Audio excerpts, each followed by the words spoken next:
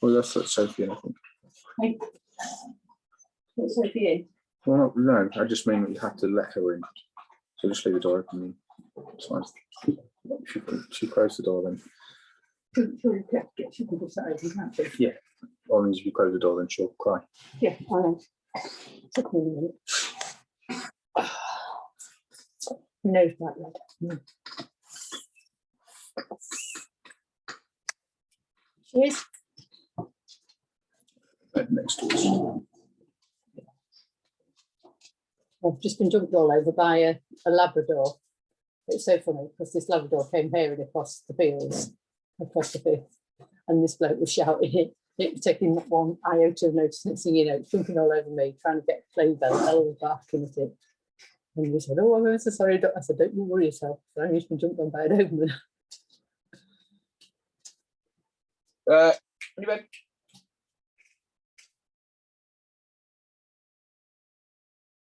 When I went out, I chopped down strips and I put loads of them tucked underneath the outside, the rim thing, so she could,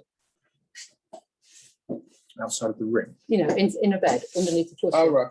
underneath the rim, to give us something. I mean, it probably took about 2 seconds to get them. Good girl.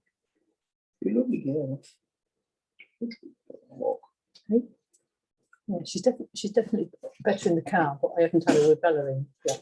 Oh, right, the first time I did, it was quite funny because I put my hand up at the back like that. She was taking the treats so softly, I couldn't tell which dog was taking the treats. Oh, okay. Oh. Hello? Hello? Hi, darling. Can you see them? Yes. I'll just put me back up to me. I thought you'd prefer to see them than me. Yeah. Is that an example of a well-behaved dog? That's the only examples I've got, I'm afraid. I can't produce an instant dog.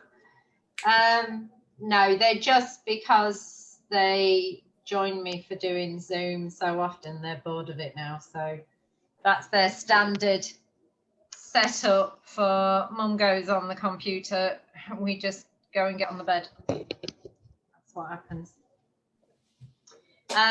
So Sophie, I haven't seen Sophie for a while. I've not been doing the daycare side, obviously.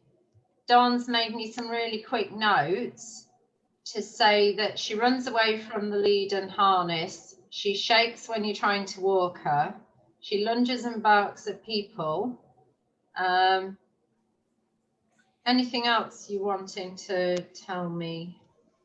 I would say generally around the house, she's not always calm. Okay. So do you think she's a little bit generally anxious? I would say it's anxious is the perfect word to describe how she is. Okay. She does struggle to relax. She does relax sometimes, but if she's not good if you're moving about, you know, if you sit down, she sits down, you sit down, she'll chill out and she'll relax and but as soon as you stand up, she's at it. You think she's asleep and she's at it and she's following you. Struggle to go anywhere without her. I do go upstairs, you know, I'm in the house with her in the daytime. I do go upstairs without her, but sometimes she'll be fine, and other times she stands at the bottom of the stairs. We've got a stair gate and she'll stand and she'll whine and cry. Most of the time I just wait until she stops crying before I come down. But generally she doesn't seem to be like to be left. I'm writing notes, that's why you're looking at the top of my head. Yeah. So she cries if you leave, even to go upstairs. Yeah, not all of the time, but I'd say a fair amount of time. Can't go to the toilet on my own. Okay. If I shut the door, we've got the other dog, Bella, she's here, but I think possibly part of it is example, because Bella does the same. Bella tends to follow me about a lot of the time as well, and always has done. But she will let you go out of the room. If she's happy where she is, Bella will let you go out of the room. If you go upstairs, she'll not always follow you, but whereas Sophie 99% of the time follows, doesn't she? And all right, so let's see if we can, I'm just referring back to my notes. So runs from lead and harness. Can you describe for me what's happening there? If you get her lead, she will maybe come to you and then she'll turn around and go into a different room. She will come back when you call her, but her immediate reaction to the lead or her collar is to sort of not run away and hide, but she kind of runs away and hides. She's not like Bella. If you get the lead up, Bella goes absolutely potty, crying and barking until you've got the lead on, whereas Sophie will move out of the way. I've started sort of the last week or so since I was talking to Dawn and getting a treat, because she is the way she is, I can't walk her around, out the door. I put her in the car, so I have to put a harness on, and I've started sort of poking the treat into the harness, and she will walk into the harness and take a treat, and I give her half a dozen treats, as I'm putting it on, I do, and then I've the clicker to put it on, and I'm doing that. That's it. So I've only been doing that for the past probably few days, I would say, and that seems to work. She'll come towards you. Initially, if I get the collar off or the harness off, she walks away. But if I call her and I've got the treats out, she will come and she will put it on. And I was just saying to Christopher, she used to, in the car, it was a nightmare with her. She would cry and whine, and if you go past anybody, she would bark and scrabble to try and get at the people from inside the car. But the last couple of times I've taken her out, I've been sitting in the car with her in the back for a few minutes before I've started, strapped her in and sitting and give her lots of treats. And then as we've been driving along, don't tell the police this, but I've been throwing snacks in the back of the car. And when she lies down, which I shouldn't be doing, but I'm looking in the mirror to see if she's lied down. When she goes down, and I think it's about last 3 times I've taken her out, I've done that. And Christopher's taken her out today, and he said she's been better. She's been perfect today. So what I did say last time I took her out, she was absolutely brilliant and doing really, really well. And then she saw a postman, and then she went ballistic, but settled down quicker than she would normally do. Okay. So I think we're sort of tentatively saying that that's improved, but I find it difficult because I usually take both the dogs out, and it can be challenging because Bella is a barky dog, and she barks, and one barks and then the other bark, and next thing you know, they're both having a little bit of a tussle, so to speak. They're fine in themselves, they would never hurt each other, I'm sure, but they're having a little bit of tussle, and then to anybody else they'd think they're trying to kill each other. Okay, so with regards to the barking at people, then what had you tried previously? Avoiding people, I'll be honest. Myself. Recently it's got to say, and I'm sure it doesn't do Sophie any good, that if I see somebody coming, if we're walking along, I will turn around and go in a different direction, or if she's off the lead, I'll immediately put her on the lead, because I'm anxious that she will jump on them, or worse, bite, because I don't know if you know that she had a little bit of an issue with a postman quite a long time ago now, isn't it? But over a year ago she bit the postman, but because of that, it's now certainly made me concerned that she might. Having said that, if you do come across somebody, even in the past, I mean not recently because of even the COVID thing, I'll be walking along and you can tell dog people, if it's a dog person, genuinely a dog person, and she'll bark like mad, and that person will be good enough to engage with you from a distance, which is great. But after a couple of minutes, she'll just stand and look at them. And I have been known to they've said, oh, let her off, and she's gone and she's sniffed and she's been good as gold. But it's that initial, I'm scared silly of you, I'm going to bark and try and get rid of you type of thing. Okay. She's just not calm. I don't know whether she's being protective or whether she's frightened of people or whether she's frightened. My job to figure that out. Yeah. What are you paying for? That's why I'm asking so many questions. So is on a walk, is it every person that you see that she's going to get upset about? No. Okay, no. So when would she not get upset? If somebody isn't the slightest bit bothered about Sophie, she doesn't seem to be bothered about them. It's people who you can see the look in their eyes, you think, oh shit, that's a Doberman. Then Sophie instantly. People who put the dogs on leads, they're walking towards you and they put the dog on the lead. I was walking once and there was this lady, I think she had about 4 dogs with her, 4 biggish dogs, and she wasn't a bit bothered. So I didn't put Sophie, and I thought, I'm going to take a chance here. And she was absolutely fantastic. She had ignored the woman and ran around with the dogs. So can I just make sure I've understood? So she's okay with people if their dogs are loose? She tends Or to is be. it she better if the people gather their dogs onto lead and take them around? If there's other dogs there that are Bigger. loose and Sophie is also not on the lead, then Sophie's absolutely fine. Or most of the time, I say she's absolutely fine. We tend to put her on the lead straight away now, not to test that theory too much. I'm not brave enough to leave her off very often at all. I see people I see her a long way in the distance, and I put her on the lead because I am so concerned about what she might do.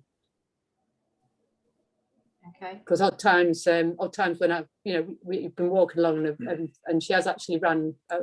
Probably a couple of months ago, I was on the beach with my sister and the 3 dogs, and they were wonderful. And then somebody came around the corner unexpectedly, and Sophie ran up to them, circled them, and came back. And this chap was really angry about that. So that makes you sort of feel a bit, keep your dog under control. She didn't go near. She circled him quite closely. I must admit. Barking at him and circling. Is that why the person? No, she was just circling. She just circled him and came back. She didn't bark at all. But obviously that unsettles me, and think, oh, what she does that to somebody, because not everybody is a dog lover, not every dog tolerant, and she doesn't come back when you call her, does she? Not. I mean, if there's nobody there and she feels like it, she's not sniffing something, she'll come back. But she doesn't consistently come back when you ask her to. Okay.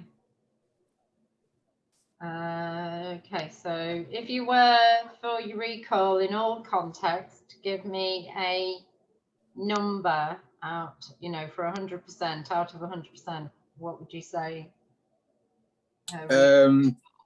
I've been with her today on the beach, and her recall was, we saw a seal. Sophie found a seal, and I managed to get her to come to me when she was engaged with the seal, which was excellent. And then when we were in some scrubland, I presume she found a hair, and no chance of getting her to come back for about a minute. I could see her; she was running around and around, but there was no chance of her coming at all. I know everyone says it. She's very good when there's no one else around and there's no distractions. She will come almost instantly. If she's sniffing in woodlands, then very little chance of her coming back. Until she feels like it. She always comes back eventually, obviously, but I lost her for, it must have been a good 5, and it doesn't sound a lot, but it's probably 5 minutes the other day. We went on the beach and she obviously got a scent of something, and she went in all this gorse and everything, and I couldn't see her. I was quite terrified that I'd lost her. I was shouting and just no sign of her. Then all of a sudden she popped back out. Must have been at least, it probably was only 5 minutes, but it felt like half an hour. Okay. And is that something she's always done, or is that something that's changed recently? I would say her recall has always been very much, she does it when she wants to. Okay. So let's have a look. So Dawn's written lunges and barks at people, but you've said that it's not every person. On the lead, I would say on the lead, it's nearly, unless they're far enough apart, far enough away. Again, she won't always do it, but she does it a lot of. It's more often than not. More often than not. It's certainly more often than not. And if she's inside, and if anybody comes to the door, that's off the scale, absolutely off the scale. Or out in the garden, because Christopher lives on a main road, and the front garden is the biggest garden. I mean, I had her out, it's been nice the last couple of days, but as a general rule, I don't let her out in the front garden at all, because she just does the perimeter. She circles the perimeter. And barking wildly and going around in circles around the perimeter, and almost no chance of getting her to stop. He does eventually and get her to go inside, but it's in her time, not when I wanted to do it. Okay. Can you describe the postman incident to me? Someone was walking her. I live about 100 meters from the daycare. Someone was walking her on a normal collar. Couldn't find her harness. They just walked her on the collar. When they got onto the main road, I think the postman was walking towards us.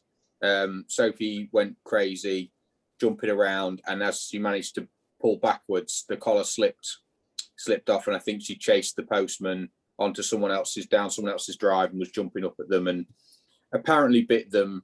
I'm not sure exactly, but it was enough to make an incident report with the Royal Mail. Okay, and did you get evidence of a bite? So did you see bruising or anything like that? Or I didn't see anything. I wasn't actually there for it, unfortunately, but it sounds like she was biting or tried to bite their arms a little bit. Yeah. Okay. So we don't know what degree of bite or anything like that. No. Okay. She has jumped at other people. We had I'm living with Chris. Well, we're staying with Christopher at the moment, but when I lived in my own house, and we had a chap come, a window man, to look at the window, who was a dog man. Don't worry, she'll be fine with me. Next thing you know, Sophie had jumped up him, and he said she bit him. Now he had a big coat on. There was no evidence of anything. He said she was certainly jumping at him, with her mouth open. Okay. He said she connected with his mouth and with her teeth, but Okay, so she's 3 now. Yeah. Has she always had the similar problems, or has things changed? No, up until I would say she was around about maybe a year to 18 months old, there was never any signs of aggression or fear. We would go to a park full of people and dogs, and you would, as soon as you got away from the road, let her off. And there was no thought of her doing anything. she used to ignore the people, run with the dogs, just ignore the people. You weren't worried at all about her, because she just used to chase off and play with the dogs. I've even had her in Waggy Tails before all this started. I used to take the 2 of them in Waggy Tails and meet my sister. Obviously, that's quite some time ago. And she would sit, you're not meant to, but she would sit on a bench and quite happy on one of the benches. That's the thing with Sophie. She doesn't really, not very keen on being on the floor. She likes to be on the furniture. Yeah. Usually sat next to you with head on your knee. Okay, at 18 months, and as you said, seemed to ignore people and was quite happy playing with the dogs. So when did it change? When did you start seeing things that concerned you? It basically around when she was around maybe 18 months at the most, she started to, little growls at people as you walked past, or maybe starting to pull towards people, whereas before she wouldn't really have noticed anybody walking past her. Didn't like the dustbin men, things like that. I know I had one time when I was walking them both round to the airfield, and all of a sudden the dustbin men were in, and this chap, and I said, will you stand back please, because she had been a little bit, and anyway, next he came towards her, and she did lunge towards him. I mean, didn't do anything, but I took me all my time to hold her back. But he thought he was a dog person. He said, she'll be all right with me. I said, I'd rather you didn't. I love dog people. Dogs like me.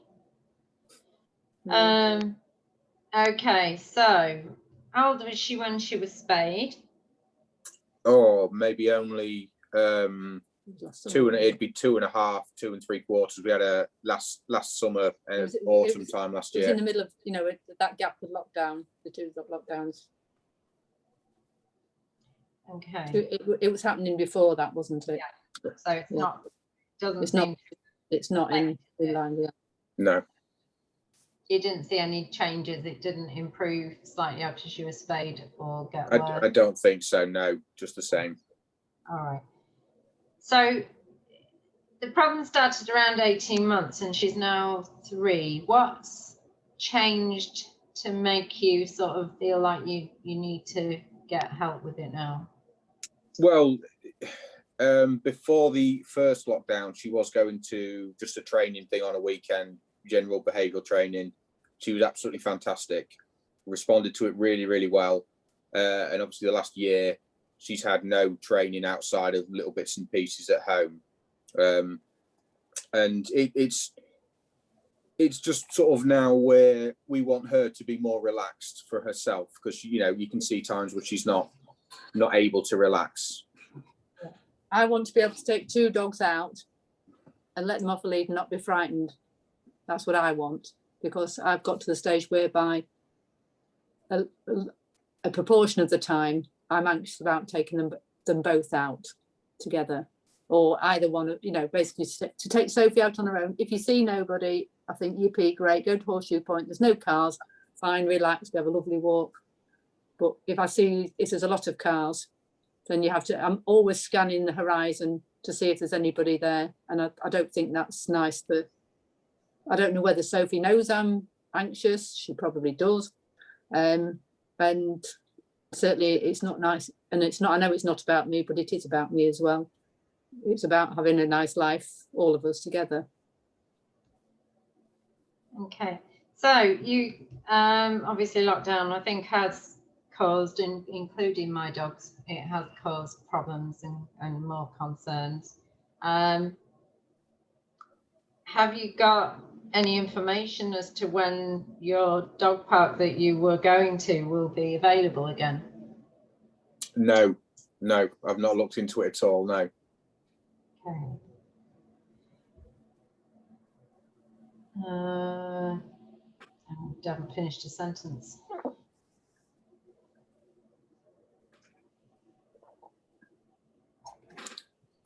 Okay. And you said you were having training. Is the trainer that you went to, you seem to be quite happy with the results that you were getting there? Is that person not available to you? She did make, initially, she made fantastic improvements before, not the Christmas just gone, the year before that. We were walking through Louth Town Centre with her very close to us, you know, literally shoulder to shoulder with people, and she was absolutely fine. There was no problems at all. So she did make a really big improvement. How old would Sophie have been at that point? That would have been around about 18 months. Yeah. Basically, we've ignored what she said and we're not doing as she told us to do now. And I think she wanted, it was quite draconian that we weren't allowed to talk to her. She wasn't allowed to furniture. Just check my timeline. So until she was about 18 months, she was okay. Did you go to that dog trainer because she'd started with that growly behaviour? Is that the reason that it's when she bit the postman, we knew we had to do something about it. That you know, we needed to improve her behaviour. What I'm trying to do is get a timeline. So she bit the postman. When was that? How old was she? Let's have a look. It would have been, I mean, maybe the behaviour started when she was round about 1, and there was maybe a 3 or 4 month period or a 6 month period where a behaviour got worse. I'm trying to think. Where was the postman bite? If we take 18 months as your kind of, I noticed there was a problem. You say it was about 12 months, so approximately where along that? She bit the postman. I'm trying to do the maths in my head. She would have been around 18 months when she bit the postman. So it must have been 3-4 months earlier than that when she started to exhibit the aggression. We didn't see it as aggression. We saw it as anxiety, because basically she used to get stressed. She was stressed so basically, if you didn't get too close to somebody at that point, she'd be fine. It's just if they got too close. So she started worrying about things about 12 months ish. Yeah. And the postman bite, you think she might have been about 18 months? She would have been 18 months because it would have been September, October time, I think. When did she start attending the dog training and dog park? Almost within a week or so of that, wasn't it? No, we started the training straight away, one-on-one sessions with her for the aggressive behaviour. So that was after the postman bite? That was after the postman bite. We got that straight away. Yeah. And then it would have been maybe a couple of months after that, January, February, would have been 2020, last year. We started going to training on a Sunday morning, and I went with her muzzle, all of various things, expecting her to I'm not going to be able to let my dog off the lead because she's going to be very anxious. and we got out of the car, and she was fantastic. That she was the best dog there by an absolute mile. But, even all of her commands were fantastic. She was so relaxed.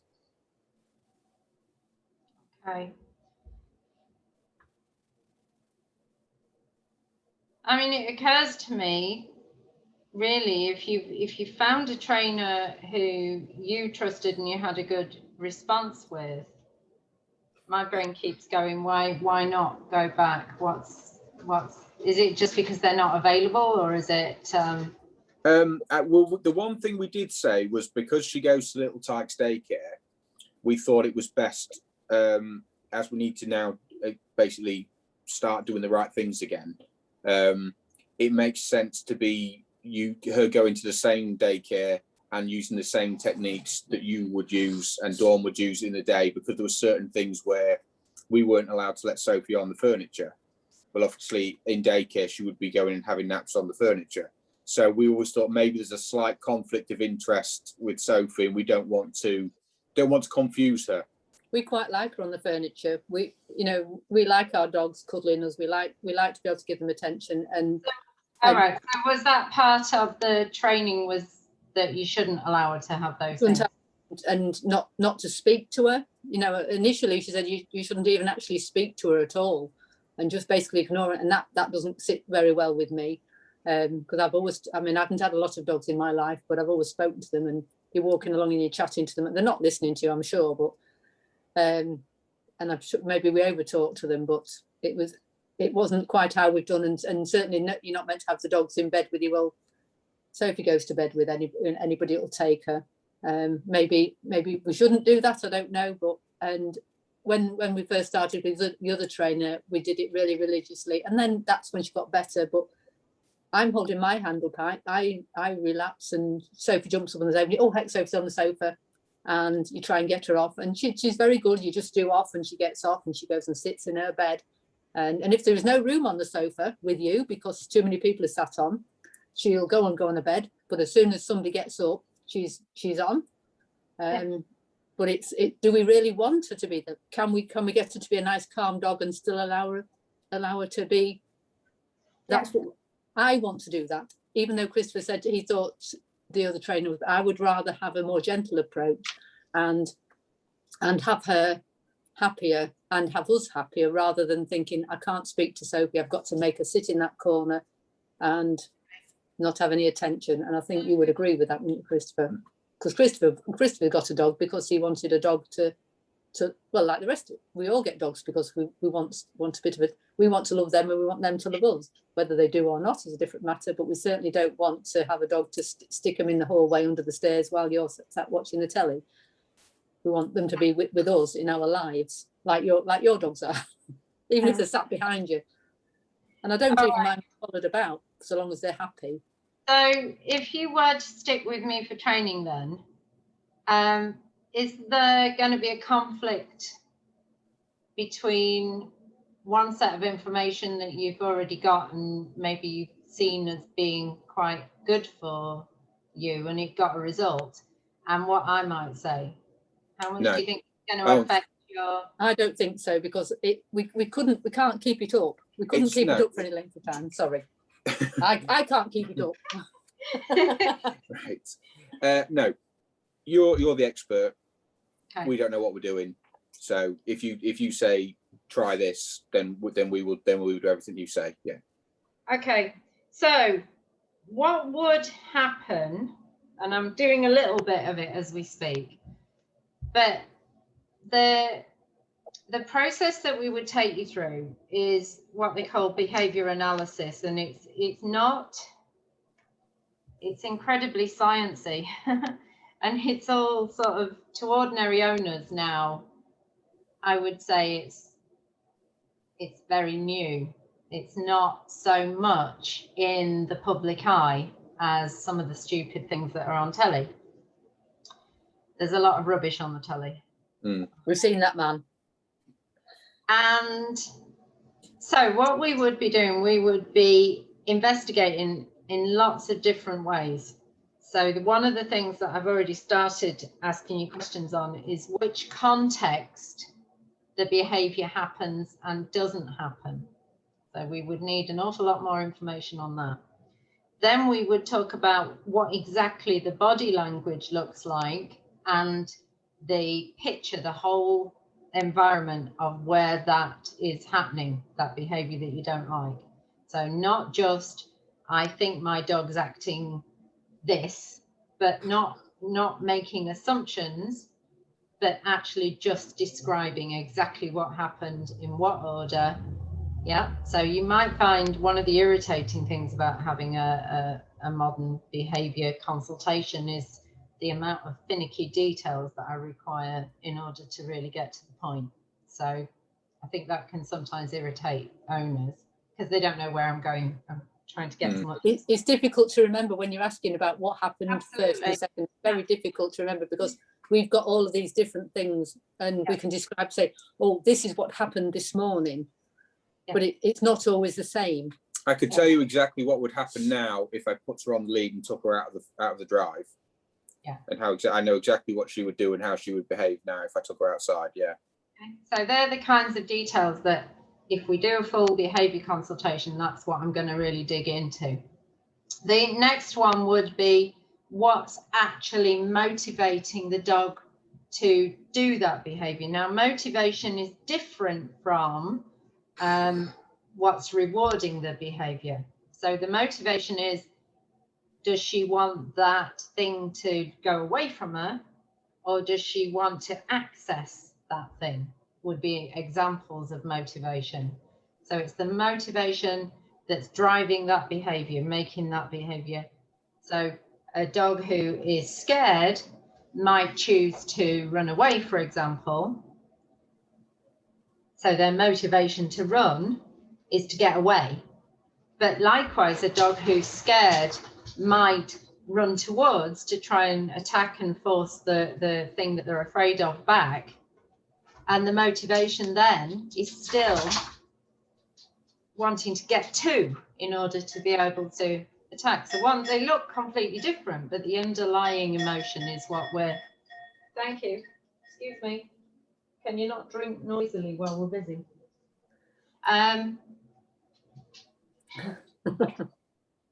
Good girl. Have they took your space? Come and say hello then. Come on. You come and say hello if you like. You're coming up. You come up on the desk. Come on. Yeah. Oh, I know it's hard, isn't it? Mm-hmm. Is it hard being good all the time? Is it? Yeah. I know. Gives a kid now. Oh, no. Whatever. Are you done? Do you need more? I can't give you attention all the time because I'm talking to these people. Mm-hmm. Can you go and lie down? Don't move, maybe. She's on the better bed, isn't she? That's your problem, isn't it? Is she on the better bed? Can you go and lay down?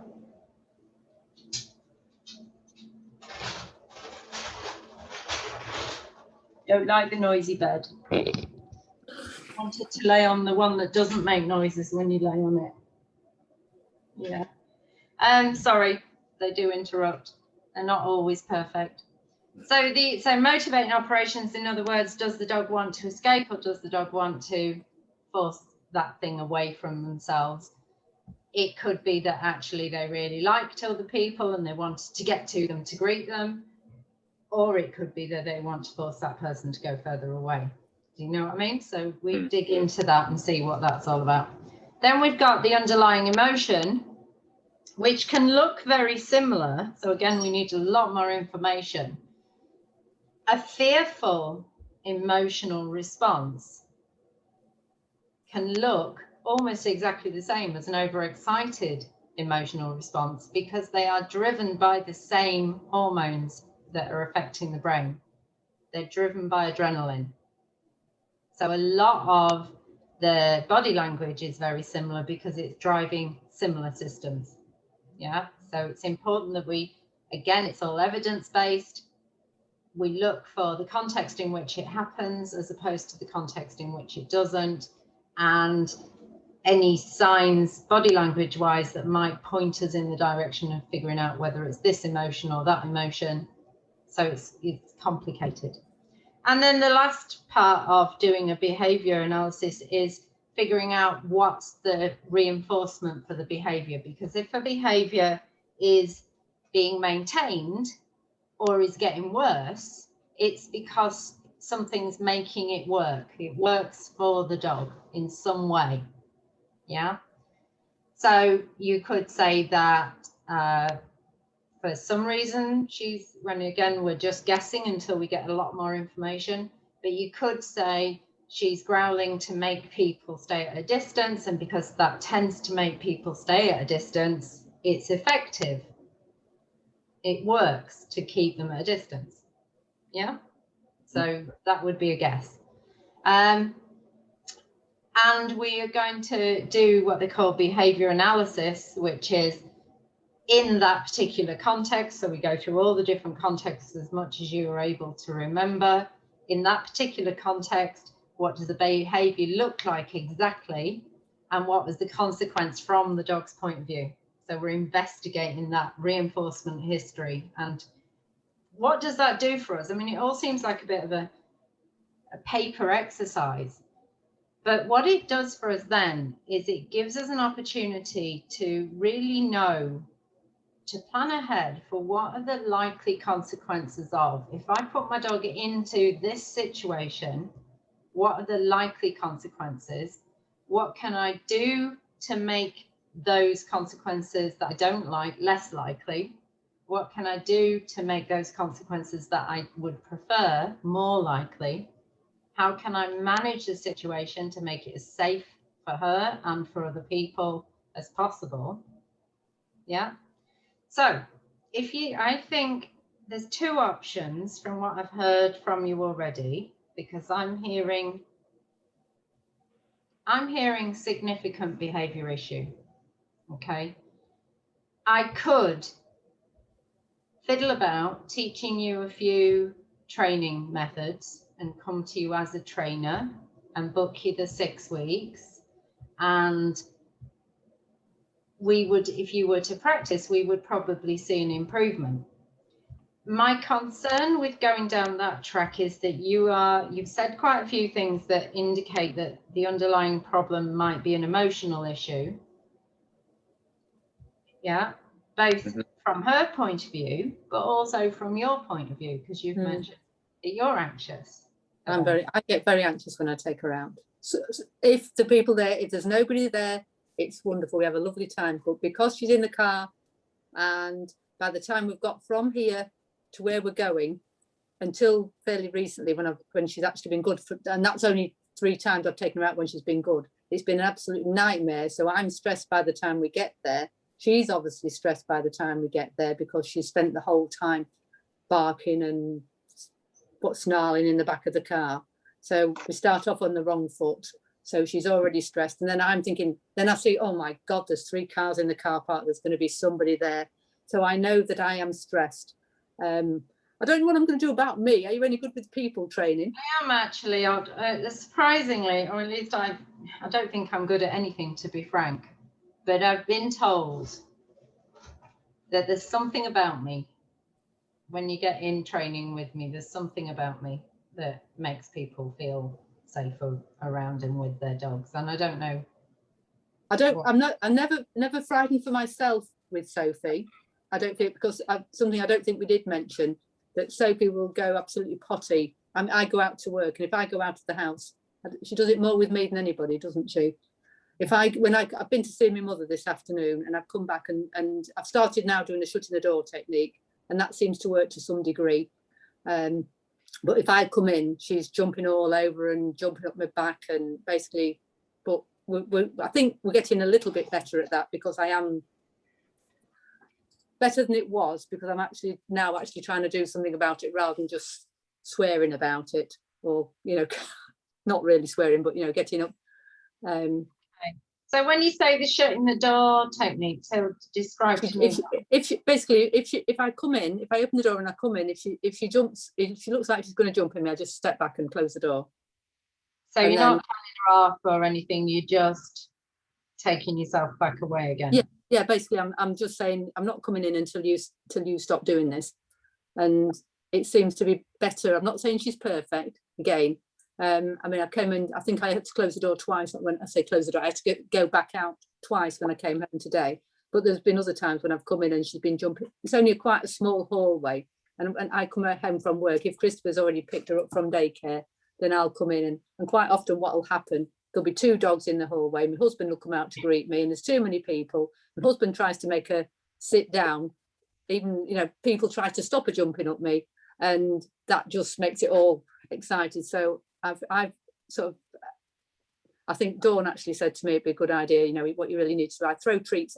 She used to do this before, didn't she? When we lived in her own house, she's always jumped up a lot, always done that. So I did used to do the throw. When Christopher brought her in the morning, she used to go potty. That's when we lived separately. And I used to throw the treats over the top, and that seemed to work. But we had a big kitchen at that point. She'd come in, but there's nowhere to throw the treats for her to get now. It's just a case, and she just lunges at me, the same as probably she was. But I'm not frightened because I know she's not lunging to be aggressive. Well, I don't think she is anyway. She's lunging because she's excited to see me, I think. Okay. So I'm in 2 minds. My problem is I haven't been around Sophie for a while. I've seen her on videos, obviously, and she looks like in daycare she doesn't seem to have a care in the world. She seems very much to know what she's doing, and you know. It's obviously also the problem. No, not necessarily. It can be context, you know. So that's, as we say, that's one of the things that we investigate, is why certain contexts are difficult for her. I'm going to throw the ball at you, really. From the personal point of view, I need behaviour cases so that I can finish my certificate in clinical animal behaviour, which is why our consults are sold a lot cheaper than others might be. Yeah. But I think it depends on how you feel about the cost and what you think the benefits might be. The alternative, as I say, is to book the 6 lessons with me and come back regularly, and we'll do stuff together once a week for an hour. But then that doesn't have me get to know her and your case in the same kind of depth as I would intend to do through a consult. You might decide to do a combination of both, you know, money willing, which I think would probably be my perfect solution, not just because of the cash, but because I get the case. So I can write you up and use you as a case for my assessment. And I'm more likely to be able to direct the training advice in ways that we're not kind of testing it and seeing. I'm more likely to be able to make a definite plan on what I already know about her. Does that make sense? Yeah. So I'm going to leave you to think about that. I'm not going to throw numbers at you. I'm not going to start quoting numbers at you. And one of the reasons for that is I kind of have to talk to Dawn about deals and things, because she gets upset if I charge too little, because we've still got to pay the rent on the building. Absolutely. So, but at the same time, I need people to come in and go for the cases, and so that I can get the paperwork. So that will benefit her and the business in the long run, because, you know, being a certified clinical animal behaviourist is going to be better than just happen to have a master's in clinical animal behaviour and not really a certified behaviourist. Do you know what I mean? Mm-hmm. There is a difference. Actually, anybody can call themselves a behaviourist. It's not a protected title. But if I get my certificate, then when and if it ever does become a protected title, then I'm more likely to be able to claim that protection. Insurance-wise, if she's insured, some insurance companies will cover me just as with the level 7 certificate, you know, the fact that I'm the master's. Some will only cover you on vet referral, which then it goes back onto the vets if anything goes wrong. And especially in a bite case, then there is a risk that things could go wrong. Yeah, because if I've seen you and I've spoken to you and then she goes off and bites and it comes back that I was the one that saw you, then I could be legally entwined in that situation. And insurance companies might therefore also be reluctant to pay for bite cases. So you'd have to double check with your insurance. You need to be a little bit careful when you do that, because if you start using the word bite and aggression, then they might decide that they don't want to insure you anymore, which, because you know what insurance companies are like, they tend to play the odds in their own direction. So things to think about. There's a question though that you said, do dogs love us? If I told you that it's been scientifically proven that dogs do love us, would that make you happy? I don't know. I read something a long time ago that said this is completely irrelevant. Really, I couldn't tell you the study, but it said dogs don't really love us, and they use manipulative behaviours to mimic love, so they get what they want from us. All right. So how's about I tell you that the chemical transmitter or hormone that is released between a mum human and her baby human, which is oxytocin, which is the hormone, it's called the bonding hormone. When you look into your dog's eyes, you release that hormone to your dog. You love your dog, absolutely. Oh, we definitely love them.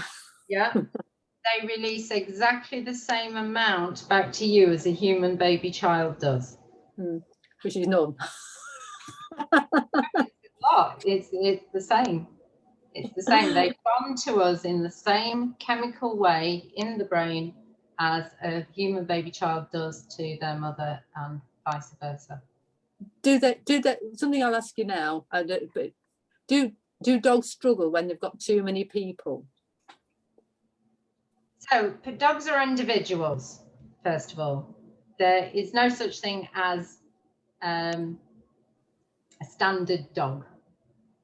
Yeah, you can't look at a picture and go, all dogs are going to be defined by these. Yeah, there's a normal range, the same as there is normal human range, but you know, I don't look anything like Linford Christie, and I certainly don't run as fast as him, because he's genetically designed to be a better runner than me. He's been brought up in a different way to me. He's a different, genetically, he's more male than I am. So lots of different factors will make for a different dog, including the environment they're raised in, their experiences of the world, what they've learned about the world. Yeah, so you can't say, do dogs? You can say, do you think my dog would? Does that make sense? Yeah. Yeah. So it's why could two children raised in exactly the same family, one turn out to be a murderer and the other one turn out to be, you know, a priest or I don't know, something opposite of a murderer? Yeah. So it's the nature nurture argument. Yeah, I understand that. Yeah. But that's the point if we go down the consultation route, the point is to really try and figure out her and what her reasons are. And then try and fit a plan precisely to her, rather than, and I don't think there's anything, I don't have anything against taking you on just as training clients, but what I'll be doing on that occasion is taking what works for the majority of dogs and seeing if it fits her.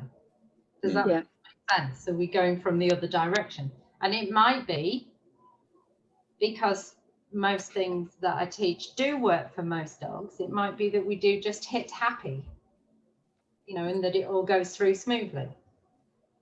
So I can't say that it wouldn't, but what if it doesn't? Then I look like a bad dog trainer. I look like I haven't helped you. You go away feeling like you've not learned anything and that Sophie's no better, and then I start thinking, damn, should have pushed for a consult.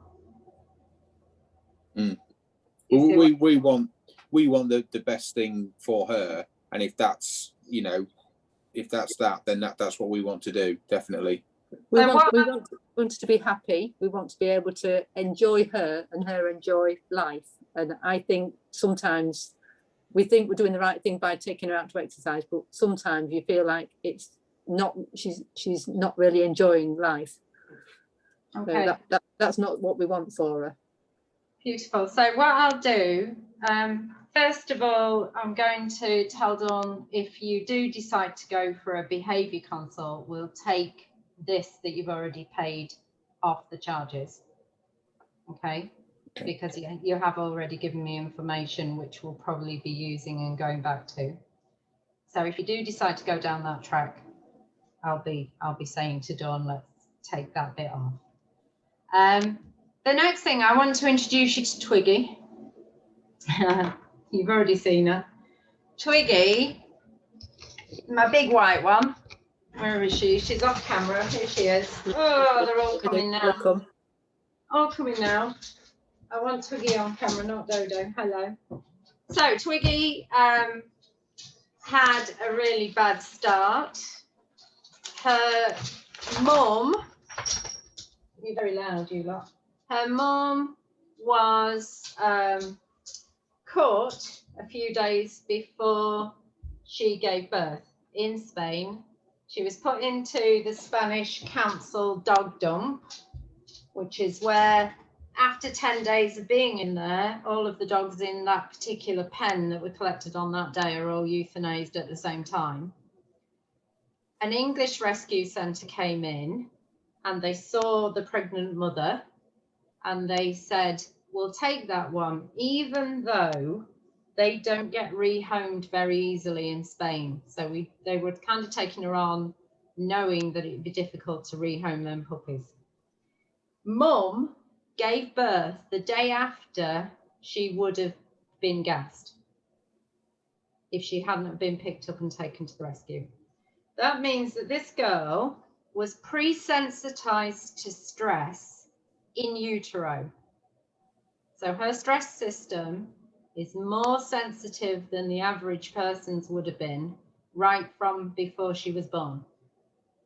If you think about it, then she's with a dog as her mother who had already experienced bad experience with people. She'd been trapped, she'd been moved from one space to another, she'd been,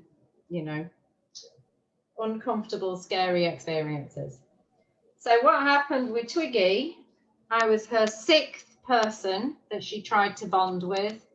She found it really hard to bond with anybody and with me because she'd already got bonded to people before and lost them. Yeah, so she was passed from pillar to post. So she came to me as a 5-month-old and was terrified of life, very little life experience. And we did lots and lots and lots of work to get her feeling safe in lots of different situations. And she's now nearly 7. And as a nearly 7-year-old, she still has some situations that she doesn't have coping strategies for. Okay, so I have to tell you that even with the hardest of work, you could end up with a dog that you're never going to feel completely safe and relaxed about. So one of the things that you're going to have to get your head around is that you may, to a certain extent, be managing the situation for the rest of that dog's life. We're not promising to fix anything for you entirely. Okay, so I need you to kind of get your head around that. Yeah. This girl, she used to hate having her ears touched. Didn't you? She used to hate it. We need to try, though. I think that's where we're at now. We need to try with it because. Well, she's responded well before to things, and I think she's a very receptive dog. Okay, so my concern, that was one of the reasons I asked you. She responded well to the advice that you'd been given before, but it sounds to me, not knowing in detail what you were advised to do. You done? Yeah. Not knowing in detail what you were advised to have done, but if they were advising you not to let her on the sofa and not to talk to her and things like that, it sounds like they were coming from the dominance theory and rank reduction. It was rank reduction was mentioned, yeah. Okay, so those theories and techniques have been blown out of the water by science testing. And one of the significant things that you should know about those techniques is they have been linked statistically with dog bites. So dogs which have been put through rank reduction and dominance theory type training are statistically more likely to become bitey. All right. But we're not very good at that. I'm glad you're not very good at it. I'm not very good at that at all, because it doesn't sit well with me. Okay. So. But we did try. Yeah, and you've done what you were told was the thing to do, you know, and you can only go with the knowledge that you have and you're given. But what I can do for you is I can provide the evidence. So, you know, if you do suddenly find that something's clashing in your brain with your previous learning and you're thinking, well, that can't be right. She's telling me to be nice to me dog. I don't understand. That's not what the other person said. I can give you the paperwork and the evidence to say, actually, this is where we need to go with this. Does that make sense? Mm-hmm. Yeah. All right. So you have a think on your end. If you do decide to go ahead and book a consult, you book, or alternatively decide to book the 6 classes, you do it all through Dawn. She keeps the diary, because we did both try and use the diary at the same time and it didn't work because we kept overbooking on each other. So she does all the bookings and she keeps me organized. I will put a note for her to say to, you know, if you do a behavior consult, we'll take this bit off. I can't really offer the same for the classes because there's already a discount on the classes. If you book the 6, you only pay for 5. So there's already that's gonna be a dog face to face with a dog, isn't it? With me and one of you at the moment, because we can only do one person. Yeah, that's fine. Yeah. Or out walking on the street if we get that far with her. Yeah. So. Well, we definitely want to do the consultation. We want to go more in depth, and if you can understand why she's behaving a certain way, then to me that makes far more sense than just saying these are some techniques that usually work on dogs. I would rather fix Sophie than try and fix a dog. Yeah, absolutely. But I have to say, a lot of the time where people do sort of go down the training route, I've got pretty good results on those as well. So, you know, I'm pretty good at picking, once I get to see you and your dog together, I'm pretty good at picking the techniques that are going to work for you. So, yeah, you can tell I'm not very good at sales. So you decide. And if that's reassuring. We like people that love dogs, not people that are out for the money. Yeah. Now I've got good motivators to try and get you to do the consult for me from my academic career, really. But and Dawn gets really frustrated with me because it is a business, and you know, I should think more about the other side. But no, I do it because I wish that when I'd had problems with Tyke, I wish that there'd been somebody that I could have gone to other than the person I went to who taught me how to abuse my dog. You know, I wish that I'd had access to somebody that could have taught me the stuff that I know now, and I didn't. So that's my main drive, is to get people into a better relationship with their dog. That's what we want. We want a happy dog. That's what we want. Happy dog, happy people. Happy dog. If we understand that there's no sort of we'll do this and then she will be perfect and we'll completely understand that. But if she can be genuinely a happier, calmer dog, but we might not ever be able to let her off the lead on a field full of people, that's completely fine as long as she's had some improvement. That's all we're looking for, some improvement. And that's a thing that would be good to know, because I don't know whether what I'm doing is right by putting her on the lead, as soon as I see anybody, whether I'm doing that because she's jumped on people and because she's bitten. I'm doing that because if she bites somebody, it's for her own safety. That's why we do it. It's for her safety. I don't care. I don't really care that someone got bitten. That sounds horrible, but I care that Sophie.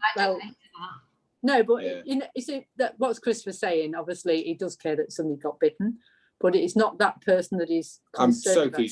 Sophie's well-being is what I'm concerned about, rather than other people. And I don't think it's fair to put her in a situation whereby she might come to grief. I understand where you're coming from. Just so that before it's too late now, you've already said it.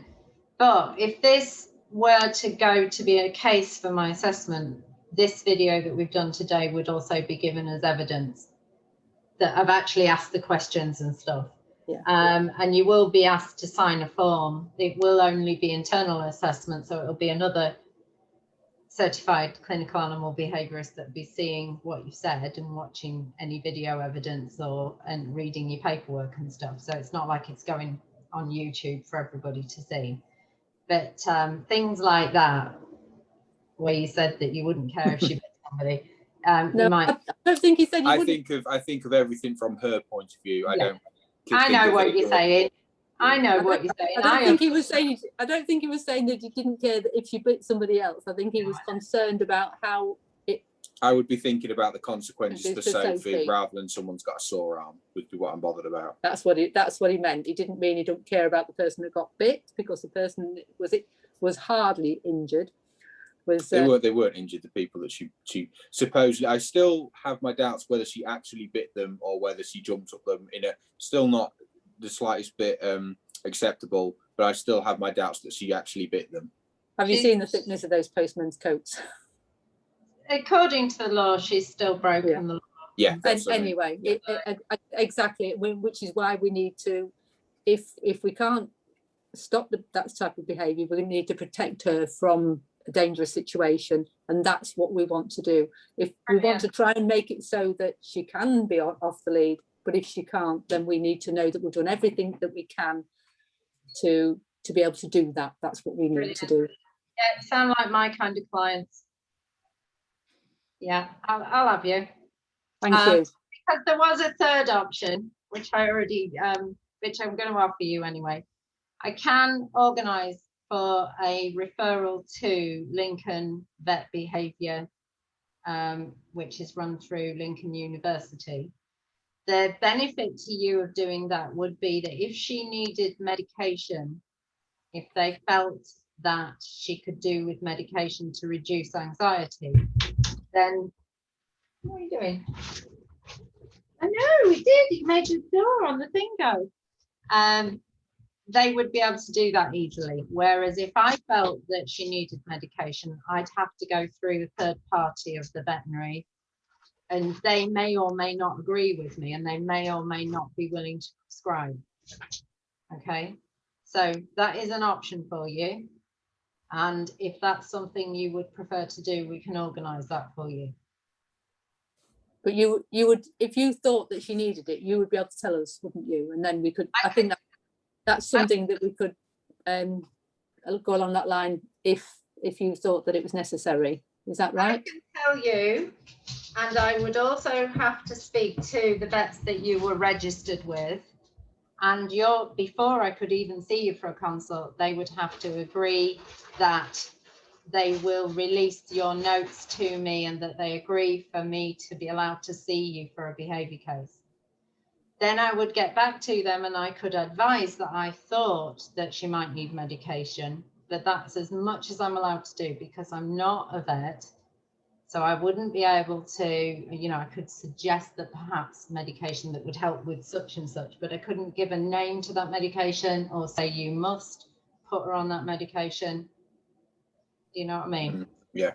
we do have to have a vet involved. So, but the benefit if you were to go for direct referral to Lincoln would be that they've got veterinary behaviourists on staff.